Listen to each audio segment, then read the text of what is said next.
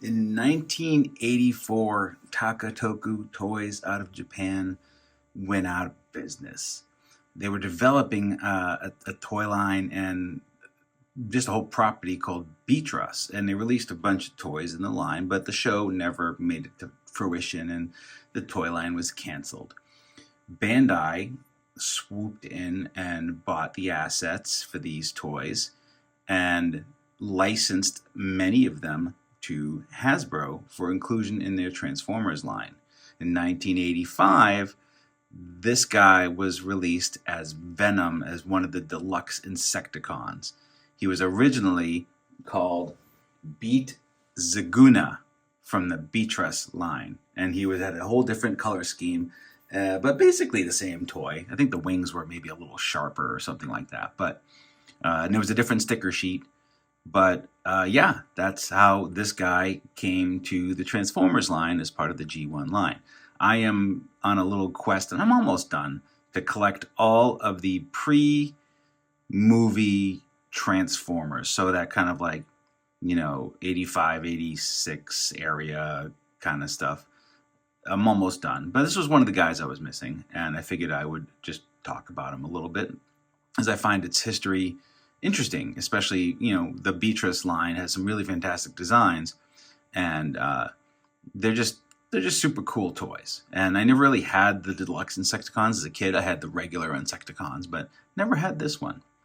So this is a cicada. It's a Japanese cicada. There are cicadas all over the world, but of course it's based off of, one in Japan. I don't know if there's any biological differences between ones in Japan and ones here, but if you go to Japan ever, or you see Japan in the countryside in the summer and you hear this buzzing wow, wow, wow noise in the background, those are the cicadas, and they are ubiquitous in Japan, and they are a sign of the Japanese summer, that when the cicadas are out, it's summertime. So just weird little things about this toy. It's kind of fragile, but it's a cool piece, and we are going to walk through it. Again, fragile, so be careful, okay? So yes, it is a cicada. The wings do move. There are 6 legs underneath the bottom. This one, the legs are a little loosey-goosey, but they're fine. You can see the copyright on the bottom says Artmic, and Artmic is the design studio. And then Bandai puts their stamp on them because they've got the molds from Takatoku, made in Japan, 1984. Okay, so transformation is pretty easy, but again, you want to be careful because these wings are fragile. And most people, this connection is tight, so you want to people want to flip these around, but try to hold onto the joint when you do that, okay? Because it is, again, fragile. So to start with, I like to pull the legs out and rotate them. You can pull the arms out first if you want. There are little tabs. Some people like to do that, give you some clearance. You do you. But again, carefully, okay? Same thing here. Pull this out from the side, and as you've cleared it, you can then rotate and come down. Very nerve-wracking. You can see like the little space forming when you kind of rotate that, like just be careful, okay? And then back here, tabs out the feet. It feels like these legs should come out some,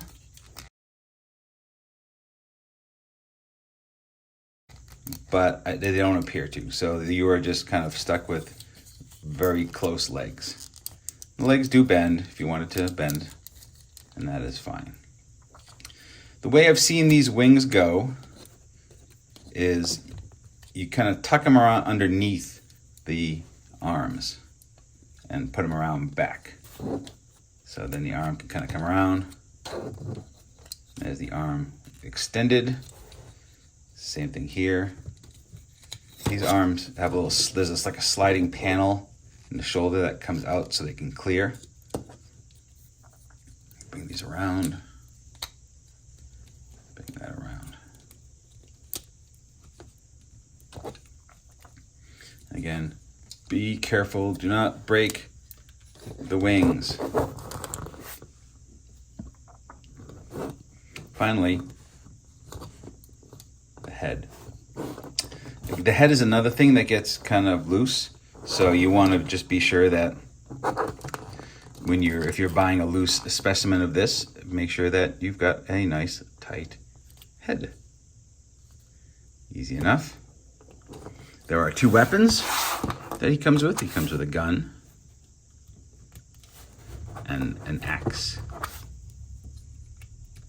This version does not have the stickers applied. I do not have the sticker sheet. I'm kind of okay without it. It's a nice, clean, smooth design.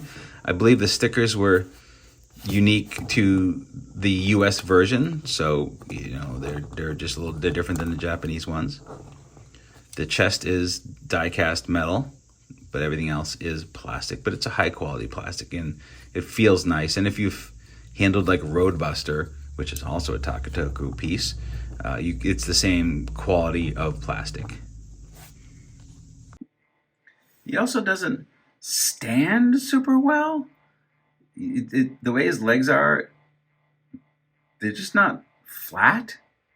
I don't know why. I don't know. I've tried many ways to get him to sort of stand with like the legs kind of splayed out, and it doesn't work well. Also not quite sure what the proper thing to do with the little legs in the back are, if they're supposed to go up or down, but for now, they're down. But yeah, it's just a fun piece, and I'm always fascinated by like the paths that these toys took to get to the form that you're in now, especially in this era of the transforming robot craze of the 80s, where so many things were kind of quickly acquired and repurposed without, a lot of effort into making them look like they belong as part of the same line. It's the reason why you have Jetfire, you have Roadbuster, and then you have Optimus Prime, and then you have these guys, and then you have Mega Supreme. They all come from different things, and they're mashed together, and I was just always fascinated by where they all came from. And that maybe you'd like to know too. You probably already know anyways, but this is old news for any kind of Transformer collector, but I think it's neat. So that's just another random thing to show you, because I like to. Josh from CollectionDX. See you next time.